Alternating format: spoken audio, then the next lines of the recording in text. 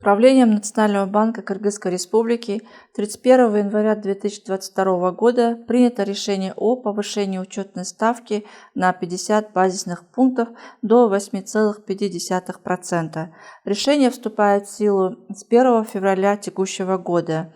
Данное решение было принято с учетом того, что сохраняется высокое инфляционное давление в стране и в мире вследствие продолжающегося роста цен на мировых товарно-сырьевых рынках, поддерживаемого ростом ликвидности на мировых финансовых рынках и сохраняющимися последствиями сбоев в глобальных цепочках поставок. На фоне распространения омикрон-штамма COVID-19 отмечается некоторое замедление восстановления деловой активности в мире и в экономиках стран торговых партнерах. Инфляция в Кыргызской Республике все еще остается под влиянием немонетарных факторов.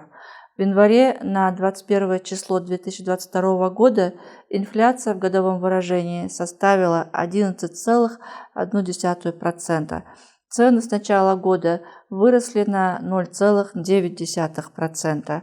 Основное давление на динамику цен оказывают продолжающий рост цен на мировых рынках продовольствия и плановое повышение акцизов на алкогольную и табачную продукции в январе 2022 года. Дополнительный вклад в инфляцию в текущем году вносит также рост цен на горюче-смазочные материалы.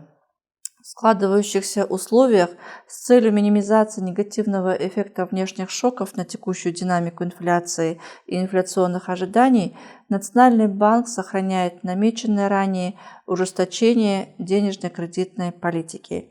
Таким образом, принимая во внимание предпосылки развития внешней среды и внутренние экономические условия, Национальный банк принял решение о повышении учетной ставки до уровня 8,5%.